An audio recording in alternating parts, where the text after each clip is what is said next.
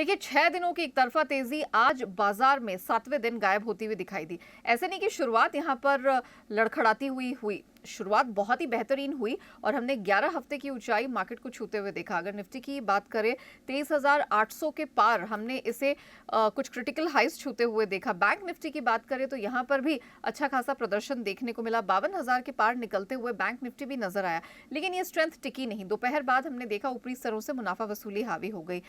एक तो ये मार्च सीरीज की आप कह सकते हैं कि जो एक्सपायरी वाला हफ्ता है, उसके पहले भी मार्केट थोड़ा कॉशियस दिखाई दिया। प्लस अमेरिका में 2 अप्रैल जो कि लिबरेशन डे, वहां के राष्ट्रपति डोनाल्ड ट्रंप डिक्लेयर कर चुके हैं।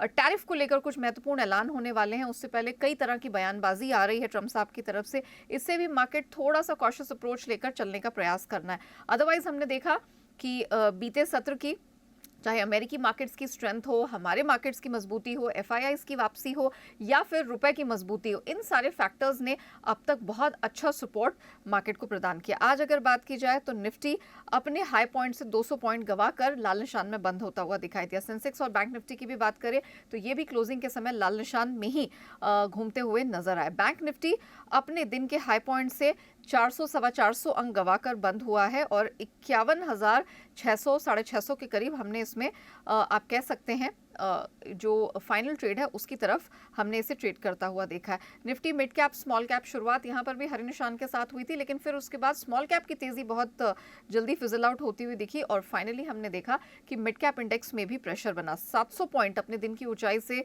निफ्टी मिड कैप ने गंवाए हैं 52,000 के नीचे, और स्मॉल कैप में भी हमने तकरीबन 350 अंकों की कमजोरी दिन के उच्चतम स्तर से बनती हुई देखी। सारे ही इंडिसेस लाल निशान में यहां पर कारोबार करते हुए दिखाई दी। एकमात्र आईटी था जिसमें हमने स्ट्रेंथ देखी है। लूजर्स में सरकारी bank, energy, pharma, metal, auto, ये तमाम इंडिसेस रहे जो अपने ऊपरी स्तरों से गिरते हुए नजर आए हैं। निफ्टी के लूजर्स की बात करें तो इंडसइंड बैंक में हमने 5% की गिरावट देखी। इसके अलावा डॉक्टर रेड्डीज, अदानी एंटरप्राइजेस, कोल इंडिया भी 2 से 2.5% टूटते नजर आए। कुछ गेनर्स की बात करें तो आज सीमेंट स्पेस में अच्छा एक्शन, अच्छी मजबूती थी। Stock of the day UltraTech cement, ये आज निफ्टी के टॉप गेनर्स का हिस्सा रहा। 3% की मजबूती वहां से आई। रिटेल स्पेस में कुछ एक्शन था, ट्रेंड 3% मजबूत रहा है और साथ ही हमने देखा बजाज फिनसर्व, ग्रासिम, ये भी 2.5 से 3% मजबूत ही दिखाई दिए।